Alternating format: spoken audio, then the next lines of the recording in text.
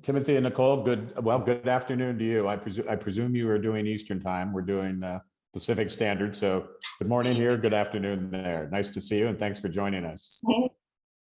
Awesome. Thanks for having us. Great to be here. Yeah, it's great to be here. No, I'm excited and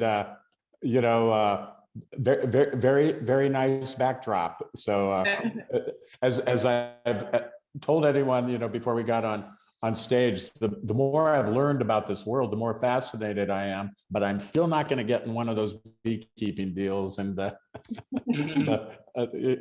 that's right up there with, I was talking to someone last week and they went parachuting for the first time. I'm not doing either one. Awesome. Of them. Anyway, listen, let's jump right in because I think you've got such a great story and it's so rich. We're gonna be pressed for time right for the get-go. Talk about how you two came up with Detroit Hives. What got all this started? Right. Well, just to start, Nicole and I didn't have a background into environmental science or into beekeeping or any of that. My background is in commercial photography. I'm a creative. Yeah, my background is in psychology and working in customer service. So the idea of Detroit Hives, it really starts out of an idea of a need. Our city was currently dealing with over 90,000 vacant lots. And these vacant lots was creating an issue in our community, an issue around mental health, an issue around public health. It really wasn't safe for our community. So Nicole and I wanted to find a way to address this issue. We wanted to find a cool creative project to address the issue with vacant lots, but also change the narrative of what people think about the inner city of Detroit, particularly our communities. We originally thought about really cool ideas, but make a very long story short, I got sick and I tried everything to get rid of my cough and cold. I pretty much came across the power of local raw honey. From there, it changed my life. I began to learn more about local raw honey and its benefits. But I also noticed one thing. There was no local raw honey in our communities, and we wanted to find a way to change that. So Nicole thought of an idea. How about we transform a vacant lot into a bee farm?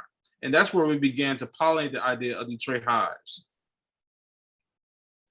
So, that just sets up so many things. But when you and I had a chance to visit and get caught up after a couple of years, you really talked about how the health benefits really turned into a motivation for you as well. Was it kind of one, two health let? But it sounds like you clearly were thinking about, before you discovered the health benefits, you were thinking about how can I help Detroit, the two of you? Absolutely. Like I said, Detroit currently had over 90,000 vacant lots, and these vacant lots were lowering the value of our community, but also there was an issue with food deserts in our neighborhood. Most residents just had access to gas stations, liquor stores, and fast food restaurants for food. They didn't have any fresh choices. So I wanted to find ways to bring that to our inner city communities to address the issue of high fructose corn syrup, aspartame, and artificial sweeteners, and replace that with local raw honey. And also being born and raised in the city of Detroit, we wanted to find ways to give back to our own community. So when you came up with this idea, who did you run it by and what did they think? Well, it was first in our heads and we really didn't know too much about it. So the first thing we did was we contacted Detroit Soup, which was a local crowdfunding campaign just to fund this idea. And we were invited to pitch on this idea and we won. We won $1,600. And with those fundings, we now had to take this idea and create the project. Now, this is where it got difficult and it was a little challenging. So the first thing we did was Google and research local beekeeping associations. We came across two local beekeeping associations in Michigan. The first one was the Michigan Beekeepers Association, which is located in Kalamazoo, which is a little bit too far from us. Then we came across the Southeastern Michigan Beekeepers Association, which is located in Livonia, relatively close to us. We contacted the president at the time, which is Roger Sutherland. Unfortunately, he has passed away since then, but when we spoke to him and said, hey, Roger, we want to transform a vacant lot into a bee farm. What should we do? He said, the first thing you need to do is take some courses. Unfortunately, all the courses that we have here now are completely filled and full. What we can do is recommend you to two courses in Michigan that's closer by you. So we took two other courses under the Green Toe Gardens in addition to Sweet on Detroit, located in Detroit, Michigan, under the Keep Growing Detroit program.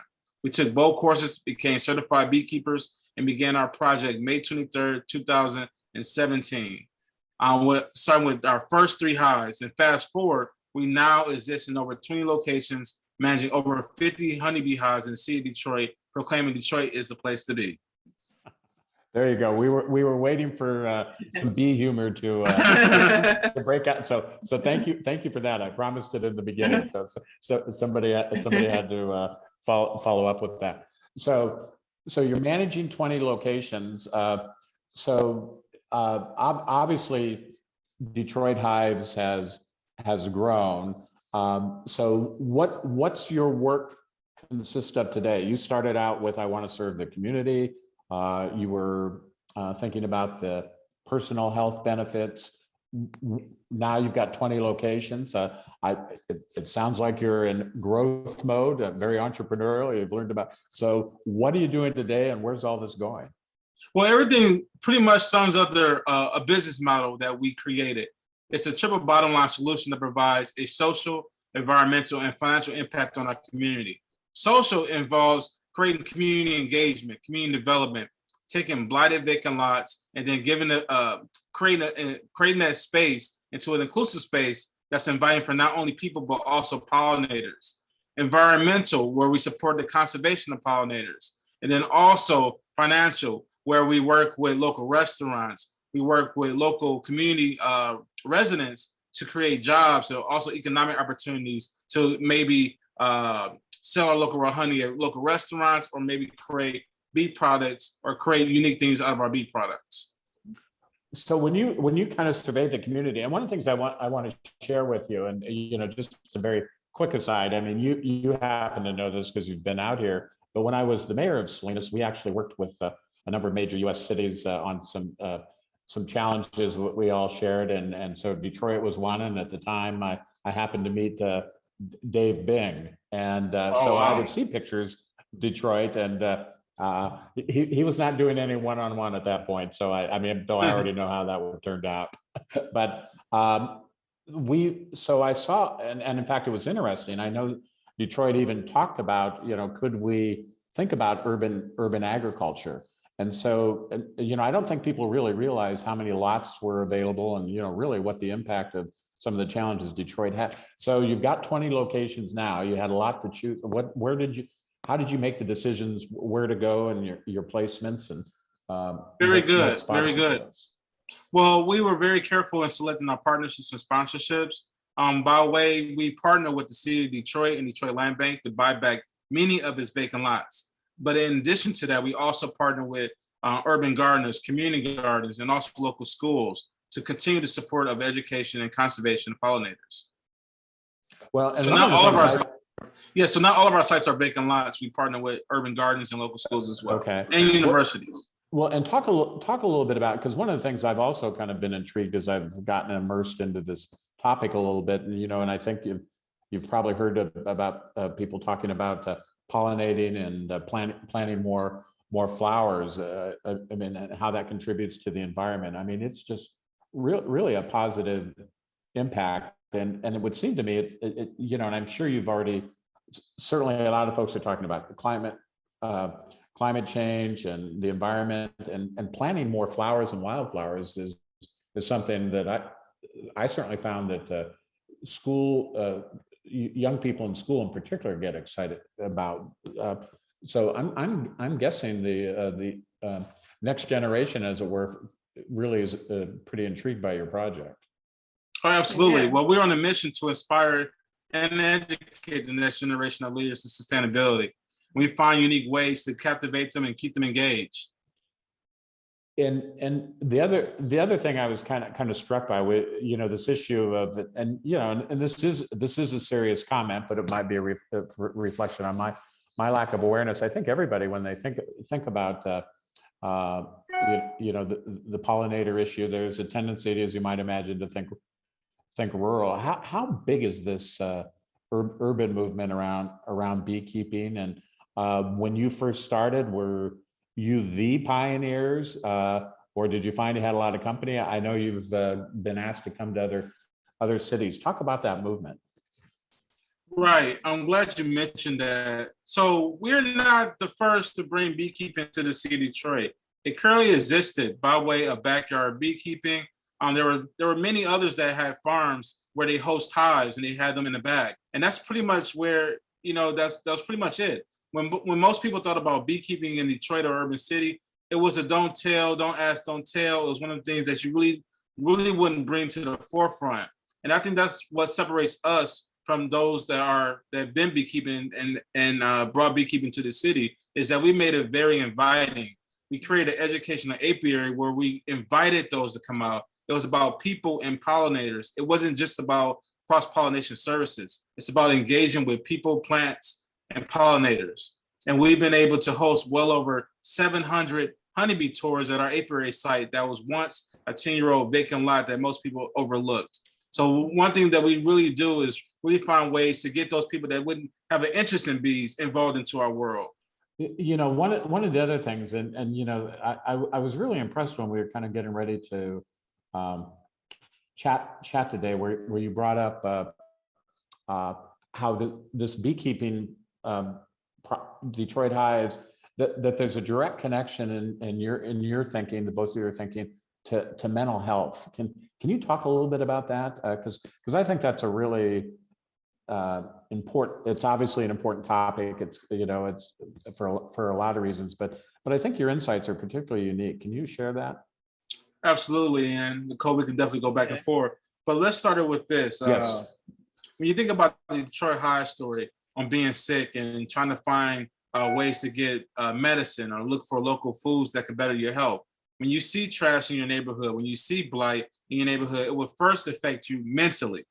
And if you continue to go mentally untreated, it can affect you physically. And how it can affect you physically is because if your mind is cluttered, if you don't have a clear thinking, it will eventually result into not having, it will eventually result into not having healthy food choices or making poor choices in life. So in short, when you see trash, you feel like trash. When you see a lot of trash around your neighborhood, you're more than likely not to really care about yourself or your surroundings. Yeah, you're actually going to contribute to it. So a lot of the vacant lots and abandoned homes are overgrown, and a lot of people are dumped on these sites. So they become eyesores. And they also lower the value of your community. Yeah, so it can play on the mental as far as causing depression, anxiety, and you may not realize it that your surrounding is affecting you in that way. Well, and it's a great insight and an important one, and it is interesting. I know, thinking back to, and it's been a number of years since my contact with Detroit, and I remember thinking at the time, there sure is going to be a challenging stretch in front of the good folks of the city who are trying to turn it around. And but part of turning something around is believing you can, and it's hard not to think that you all haven't helped contribute to, because the buzz on Detroit is it is coming back, and I've got to believe you're contributing to that. Yeah, Absolutely. Yeah. So actually, when we're cleaning up these spaces and creating pollinator habitat, it allows people to come in, and we're creating green spaces. So people get a chance to come and visit the green spaces. We get a lot of people who come and visit us who say that they love what we're doing in the community. Is actually boosting them around. We start seeing neighbors planting more flowers, cleaning up around them, and just supporting us in a way where they're coming to help us plant more flowers or give flower seeds. They want to see us grow and expand and create more of these sites. And this movement is we're taking it further than that. We're finding ways to partner with the city. We also worked and passed the resolution to introduce Detroit as official bee city, but we took it even further by creating a national movement. We also founded National Urban Beekeeping Day, where we also expanded in Kansas City, Missouri as Hives KC. Well, we got to get that on our calendar. So when is National Urban Beekeeping Day? Yes, National Urban Beekeeping Day is celebrated July 19th annually. So you mean we missed it, but that means we've almost got a year to get ready for next year. Okay, noted for the record. We're gonna have you back. Nicole, talk a little bit about food deserts. That concept. I know that's something that you all feel kind of strongly about. So how does your work get involved in that aspect of things, particularly in the city? Yeah, so here in the city, we have a lot of fast food restaurants, gas stations, liquor stores, corner stores, and a lot of them don't have fresh foods or where we can actually get. When Tim was sick, we didn't have honey in those locations. Tim actually had to go out to a suburb in Detroit called Ferndale to actually see a convenience store that sold fruits and local raw honey.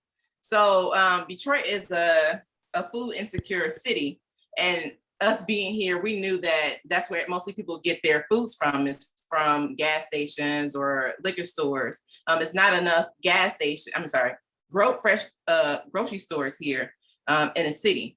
And you know, they're trying to change that around, but at that time, we know that we needed to address that issue. And how we're addressing that is that we're working with local farmers markets. We're partnering with local restaurants to offer our local raw honey as a fresh, local raw ingredient. We also sell on DoorDash. We sell our product online. We make sure our product is available for those that's looking for it as well. And what's great about pairing honeybees or pollinators with your garden is you're guaranteed to see an increase in your yield. So if you have native bees or if you have honeybees that's introduced to your garden, you're guaranteed to see more fruits and vegetables in your backyard or your community garden as well. Well, you know, speaking of your products, so I want to talk about that. I want to tee up your product line, and then I'm going to ask which of you. I'm going to guess you're both kind of creative when it comes to food, music, and art. But let's see if we can start a global incident real quick. You know, Timothy, when we were talking about that Detroit Hives honey and just how good it is, you really felt you could go toe to toe with Manuka honey. And I have a sneaky suspicion some people might take notice of that, because that's from what I'm told, that's pretty good stuff. So you're on. Tell us about Detroit Hives honey. Yeah, I wouldn't say toe to toe, but I would definitely say that if you have local raw honey, it has the same medicinal effects as being antifungal and antibacterial. And most people kind of underrate or undervalue it at times. But what's great about our Detroit Hives local raw honey, that it's of course local wildflower honey, and bees get the opportunity to have a plethora, a sweet medley of pollen choices. You know, bees require at least 3 varieties of pollen for their health, and they don't want to have the same type of pollen sources day after day. They want to have a mixture of plants to visit from. So when you have our honey, you have the local wildflower honey made right here in Detroit from the vacant lots that aren't being sprayed by any harmful chemicals, no herbicides, no pesticides. So yeah, it's really good for you. It's really great. And it's deliciously dope. Well played. And trust me, I hope I still have my friends in New Zealand, because I have a lot of respect for Manuka honey too. So listen, we don't have a lot of time, so we're gonna do a couple things. So who's the creative force behind all your products, whether it's candle or how you approach art and music? And we want to leave a minute for a video, and then if he's still in the audience, I'm going to bring on Tim Fredericks from Bayer. He wants to tell you something. And but Nicole or Timothy, what drives all this creativity? Talk a little bit about the art and the music, and then we'll get Mandy to cue up your video. Yeah, so behind the creativity it's not just one person. It's not just one thing. It's actually a team. It all starts with me being a creative. My background is in commercial advertising and photography. But in addition to that, it's our team, our partners. It's our creative directors. But it's definitely an internal team of all of us included. It's a part of our culture. It's everything that we love to do. And that's the key, is everything that we love to do. So we just incorporated with what we're doing with Detroit Hives and our passions. Well, speaking of passion, Mandy, if you can cue up the video real quick, it's got a nice message to do that, and then we'll get Mr. Fred. Yep, and I can speak on it real quick before we play it. Okay. So you know, with Detroit having so many vacant lots in this, it can be potentially sometimes depressing in some areas. We want to find ways to take the buzzing of the bees, which is proven to be therapeutic, and find ways to incorporate music to make life less stressful and more happy. We partnered with Nick Speed, an international recording artist, to take the sampling of our buzzing bees to make a nice, dope instrumental track. Now I'll take it away for you guys to give it a play. Mandy, you're on.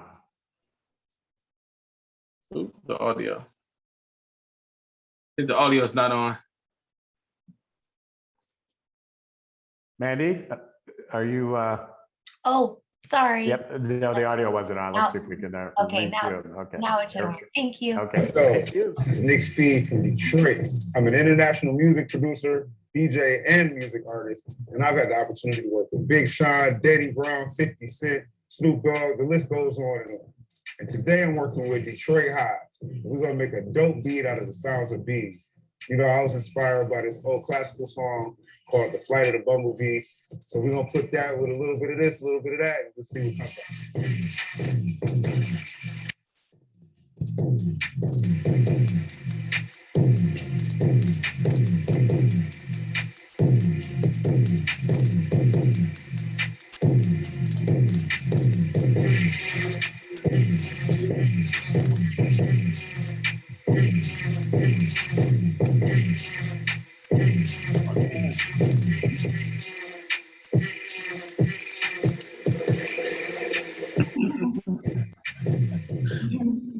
You tell we having fun. You love it. You are having fun now. Since National Urban Beekeeping Day is July 19th, by then you'll have the whole album, right?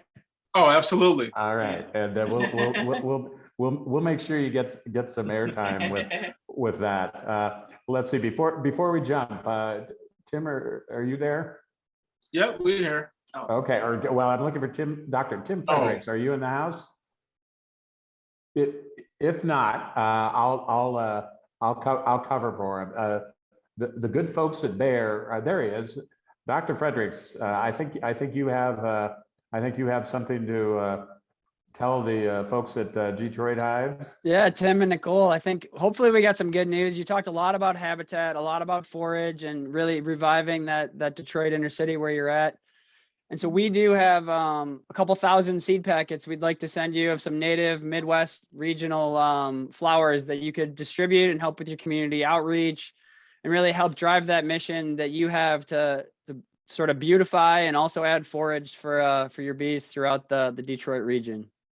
Thank you, Tim, and thank the Bayer team. You know, we're actually working to transform 5 vacant lots by the end of this year, and those seeds would definitely help be able to germinate and bloom just in time for spring of 2022. Awesome. I love it. It's great news. Terrific. Yeah. Thank you. Dr. Fredericks, thank you. And Timothy and Nicole, thank you for 25 minutes that I knew would go all too quick, but I assure you got a lot of people's attention. We'll make sure everybody's got your contact information, and it was just a delight to see both of you again. And I'm pretty sure I speak for a lot of people. Keep up the really good and important work you're doing in Detroit. We're cheering for you.